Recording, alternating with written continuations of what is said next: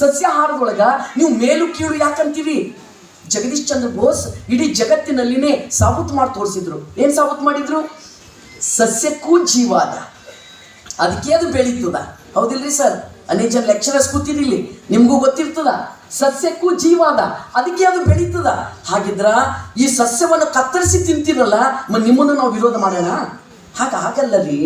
ಈ ಭೂಮಿ ಮೇಲೆ ನಾವೆಲ್ಲರೂ ನಿಸರ್ಗದ ಕೂಸುಗಳು.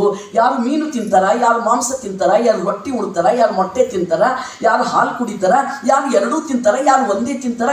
ತಿಂದ್ರಲ್ಲ, ನಿಮಗೆ ಬೇಕಾಗಿದ್ದು ಶ್ರೇಷ್ಠ ಕನಿಷ್ಠ ಅನ್ನೋದು ಮಾಡಿದ್ರ ನಾವು ಧ್ವನಿ ಎತ್ತಬೇಕಾ ಎತ್ತಬಾರ್ದ? ಯಾಕೆ ನಮ್ಮ ಹೆಣ್ಮಕ್ಳಿಗೆ ರಕ್ತಹೀನತೆ ಅದ? ಮನೆಯಾಗ ಗಂಡಸು ಮಕ್ಕಳು ಉಣ್ಬೇಕು, ಎಲ್ಲರೂ ಉಂಡ ಮ್ಯಾಗ ರೊಟ್ಟಿ ಸಂಗಟ ಪಲ್ಯ ಉಳ್ದಿಲ್ಲ ಅಂದ್ರೆ ಅದೇ ಕಲ್ಬತ್ತನೆ ಜರ ಖಾರ ಹರ್ಕೊಂಡು ಅದ್ರ ಮ್ಯಾಗ ಹಚ್ಕೊಂಡು ತಿಂದು ಹೊಟ್ಟೆ ತುಂಬ್ಕೋತೇವೆ ಅಷ್ಟೇ. ಶುಗರ್ ಗೀಗರ್ ಎಲ್ಲ ಯಾಕೆ ಹೆಚ್ಚಾಗ್ತದ?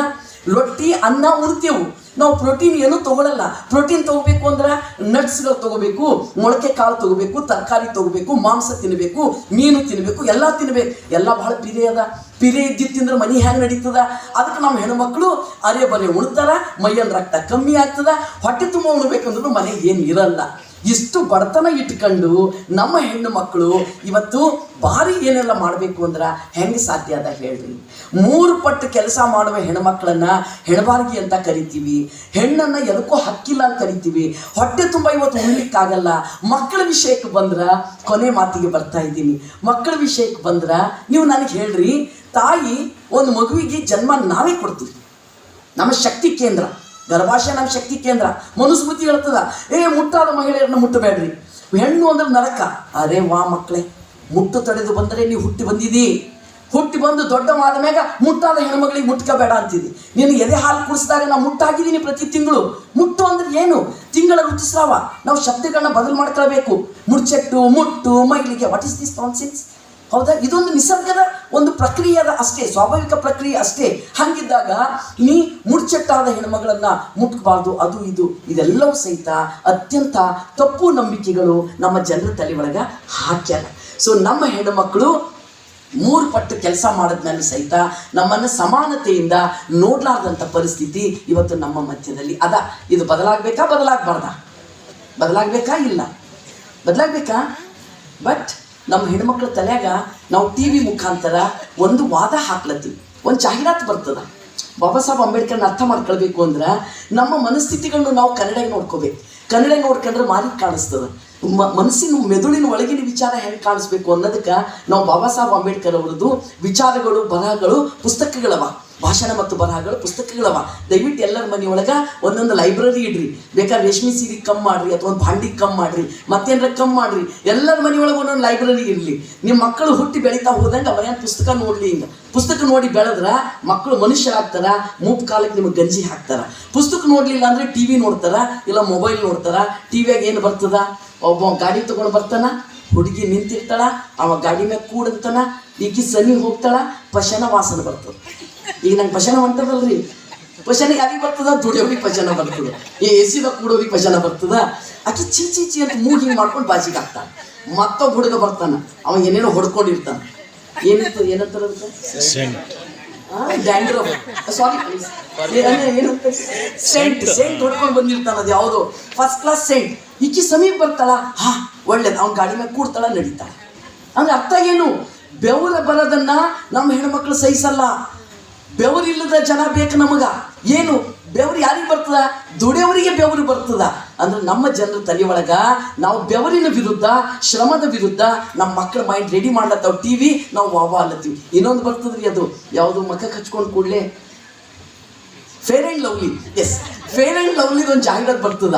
ಆಕೆ ಕಪ್ಪಗಿರ್ತಾಳ, ಇಂಟರ್ವ್ಯೂಗೆ ಹೋಗ್ತಾಳ, ಸೆಲೆಕ್ಷನ್ ಆಗಲ್ಲ, ಭಾಳ ದುಃಖ ಆಗ್ತದ. ವಾಪಸ್ ಬರ್ತಾಳ, ಫೇರ್ ಆ್ಯಂಡ್ ಲವ್ಲಿ ಹಚ್ಕೋ. 1 ವಾರ ಹಚ್ಕೋತಾಳ ನೋಡ್ರಿ, ಪ್ರತಿದಿನ ಬೆಳ್ಳಗಾಗ್ಲಿಕ್ಕೆ ಶುರು ಮಾಡ್ತಾಳ. ಇಂಟರ್ವ್ಯೂಗೆ ಹೋಗ್ತಾಳ, ಸೆಲೆಕ್ಷನ್ ಆಗ್ತದ. ಅಪ್ಪಗೆ ಹೇಳ್ತಾಳೆ ಬಂದು, ಅಪ್ಪ ನನ್ನ ಸೆಲೆಕ್ಷನ್ ಆಯಿತು. ಸೆಲೆಕ್ಷನ್ ಆಯಿತು, ತೊಗೊಳ್ರಿ ಫೇರ್ ಆ್ಯಂಡ್ ಲವ್ಲಿ ಹಚ್ಕೊಳ್ರಿ. ಫೇರ್ ಆ್ಯಂಡ್ ಲವ್ಲಿ ಹಚ್ಕೊಳ್ರಿ, ಸೆಲೆಕ್ಷನ್ ಆಗ್ತದ. ಎಲ್ಲ ನನ್ನ ಮಕ್ಕಳೇ ಸರ್ಕಾರಿ ಸಾಲಿ ತೆಗೆದು ಸರ್ಕಾರದೊಳಗೆ ನಮ್ಮ ಮಕ್ಕಳು ಇಂಜಿನಿಯರ್, ಡಾಕ್ಟರ್ ಆಗಲಿ, ಕಮ್ಮಿ ಫೀಸಲ್ಲಿ ನಮ್ಮ ಮಕ್ಕಳು ಓದಲಿ, ನಮ್ಮ ಮಕ್ಕಳಿಗೆ ಉತ್ತಮವಾದ ಶಿಕ್ಷಣ ಸಿಗಲಿ, ಒಳ್ಳೆ ಮಾರ್ಕ್ಸ್ ತಗೊಳ್ಳಿ, ಎಲ್ರಿಗೂ ನೌಕರಿ ಸಿಗಂತ ಕಾನೂನು ಮಾಡ್ರಿ ಅಂದ್ರೆ ನಿಮ್ಮ ಮಕ್ಕಳು ಕರ್ರಗಿದ್ದಿರ್ಕ ನೌಕರಿ ಸಿಗಲು ಹೋಗ್ಯದ. ಫೇರ್ ಆ್ಯಂಡ್ ಲವ್ಲಿ ಹಚ್ಕೋರಿ ಅಂತೇಳಿ ಈ ಫೇರ್ ಆ್ಯಂಡ್ ಲವ್ಲಿ ಕಂಪನಿಯವರಿಗೆ ಲಾಭ ಮಾಡಿಕೊಡಂಥ ಸರ್ಕಾರಗಳು ನಮ್ಮ ಮಧ್ಯದಲ್ಲವ. ಅಂಥ ಟಿವಿಗಳು ನಮ್ಮ ಮಧ್ಯದಲ್ಲವ. ನಮ್ಮ ತಲೆಗೂ ಏನದ, ಹೆಣ್ಮಕ್ಳಂದ್ರ ಐಶ್ವರ್ಯ ರೈ ಹಂಗೆ ಕಾಣಬೇಕು, ಸುಂದರ ಇರಬೇಕು. ನಾನು ಸಣ್ಣಗಿದ್ದಾಗ ನಮ್ಮ ಮನೆ ಬಾಜು ನಮ್ಮ ಅಕ್ಕನ ಗೆಳತಿ ಇದ್ಳು. ಆಕಿ 3 ತಿಂಗಳಿಗೊಂದು ಸೈಜ್ ಚೇಂಜ್ ಆಗ್ತಿತ್ತು. ಯಾಕಂತ ಕೇಳಿದ್ರೆ ನೋಡ್ಲಿಕ್ಕೆ ಬಂದವರು ಯಾರು ತೆಳ್ಳಗಂಬೋರು, ಯಾರು ದಮ್ ಅಂಬೋರು. ದಮ್ ಇದ್ರೆ ಮದುವೆ ಮಾಡ್ಕೊಂಬಲ್ಲ ಅಂಬೋರು, ಥೋಡೆ ಮಂದಿ ತೆಳ್ಳಗಿದ್ರೆ ಮದುವೆ ಮಾಡ್ಕೊಂತಾರೆ. ಆಕಿ 3 ತಿಂಗಳಿಗೆ ಡೈಟ್ ಮಾಡಬೇಕು ಅಮ್ಮ, ಉಣ್ಬೇಕು ಅಮ್ಮ. ಏನ್ ತಿಳಿದಿಲ್ಲಪ್ಪ, ಹೆಣ್ಮಕ್ಳ ದೇಹ ಅಂದ್ರ ಯಾವ್ದ್ರ ವರ್ಕ್ಶಾಪ್ ತಿಳಿದಿರಿ ನೀವು? ಮಕ್ಕಳು ಹೆರುವ ಯಂತ್ರ ಅಂತ ಹಳೆ ಶಬ್ದಗಳೆಲ್ಲ ಅವ.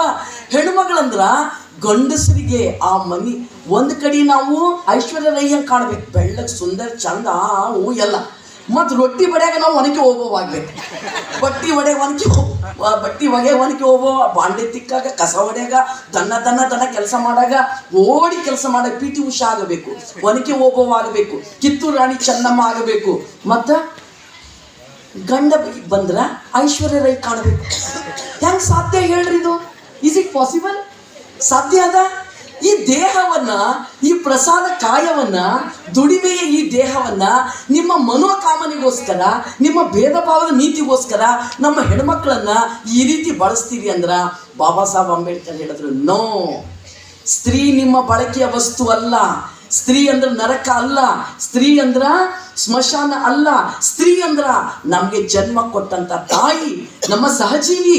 ಅವಳನ್ನು ಯಾವತ್ತೂ ಅಪಮಾನ ಮಾಡಬಾರ್ದು ಅನ್ನೋ ಸಲುವಾಗಿ ಹಿಂದೂ ಕೋಡ್ ಬಿಲ್ಲಲ್ಲಿ ಮಹಿಳಾ ಪರ ಒಂದು ಕಾಯ್ದೆಗಳನ್ನು ಪ್ರತಿಪಾದನೆ ಮಾಡಿದ್ರು ಬಾಬಾ ಸಾಹೇಬ್ ಅಂಬೇಡ್ಕರ್.